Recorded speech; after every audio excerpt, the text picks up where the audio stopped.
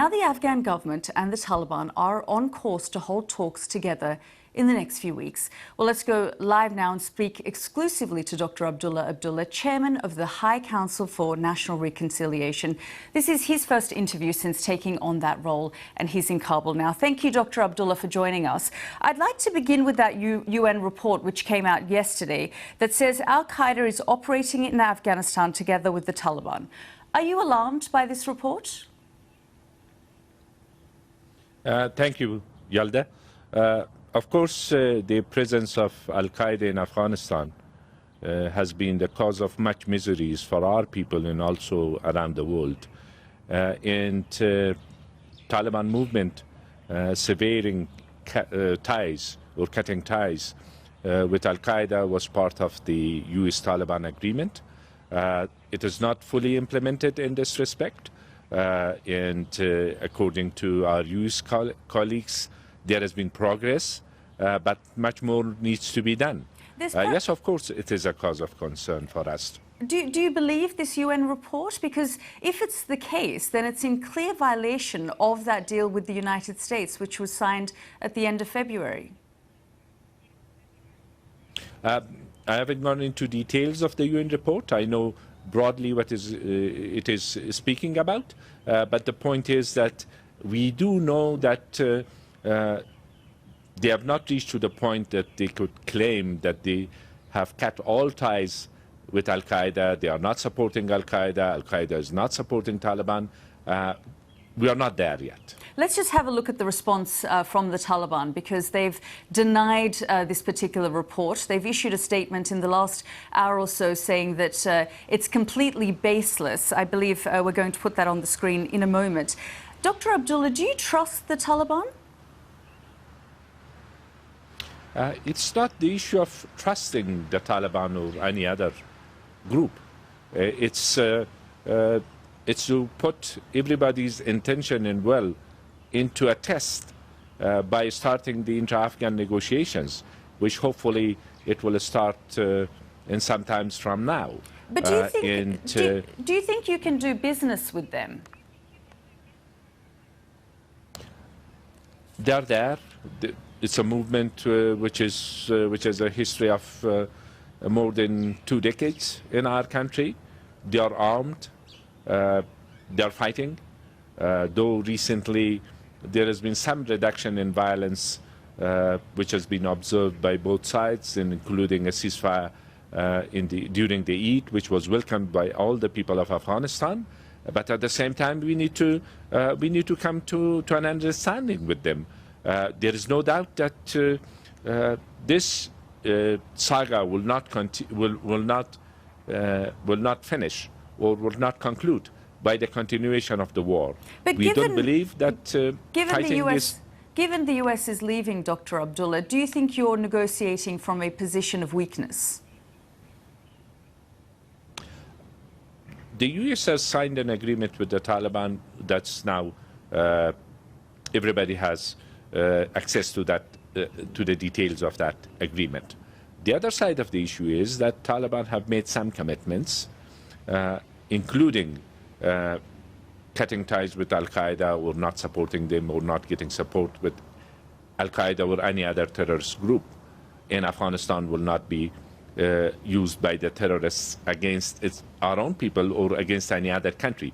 This is one of the commitments which Taliban have made. The point is that we need to start. We need to get together, start negotiations, and if anybody, whether it's Taliban or any other side, believes that they can win militarily, that's not possible. But are you worried that they're waiting? The US has.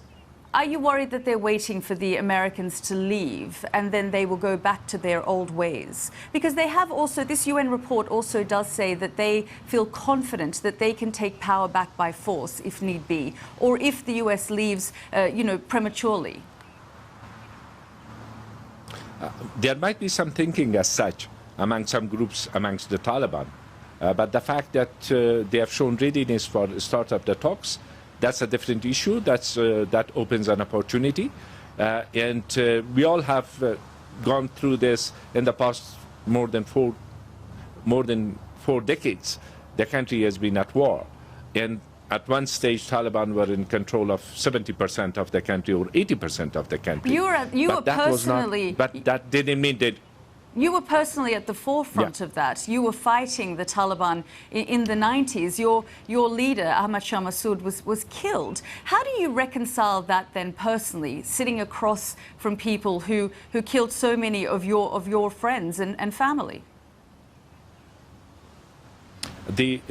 Yes, of course, I've been in the resistance and jihad against the Soviets, and later on in the resistance against the Taliban and Al-Qaeda. And so many lives have been lost. And only in a matter of a few weeks, if we refer to the statistics 3 weeks back, around 3,000 people were killed, had lost their lives in Afghanistan. And it's because of the suffering of all of us together. The people of Afghanistan have paid a big price. That's why we believe we should put an end to this. What are the Afghan people saying to you? All I can say. What are the Afghan people saying to you about a potential deal and the Taliban returning to Afghanistan in the form or part of a power-sharing government? The Afghan people, absolute majority of Afghan people want peace. And they want just and acceptable and durable peace. They want their own rights to be preserved. At the same time, they don't want the suffering of the people of Afghanistan to continue, the killing of people to continue. And they do understand that Taliban are a movement that they have established themselves in Afghanistan through fighting. What assurances if there is any way that we... What assurances then can you give? Sorry? What assurances can you give then the Afghan people, the young people, the women, that they won't be sold out in any kind of negotiation or deal that you strike with the Taliban? It will not be me striking a deal with the Taliban.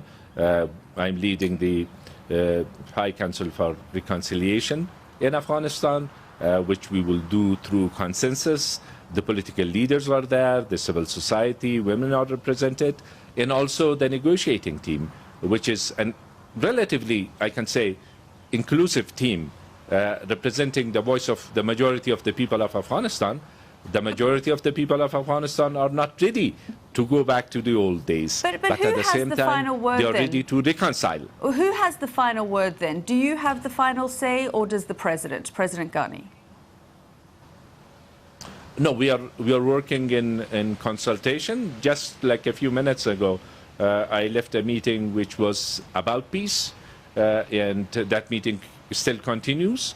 When it comes to making peace and also achieving just and durable peace and preserving the achievements of the people of Afghanistan, we are in sync. We are working together, and the whole country needs to work together.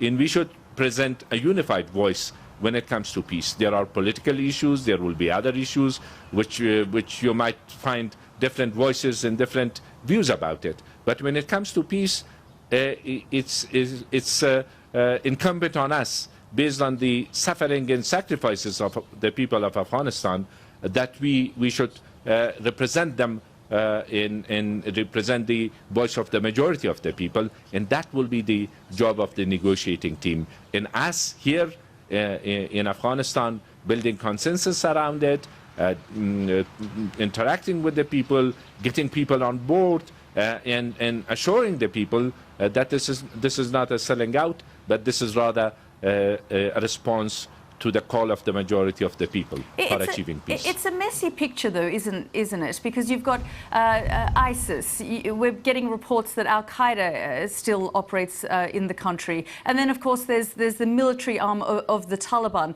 Just a few weeks ago, you talked about the level of violence. We saw a devastating attack on a maternity ward in the center of Kabul, where mothers were killed, babies were killed. The Americans say it was ISIS. The Afghan government says it was the Taliban. Who do you believe? We have not seen evidences that it was Taliban.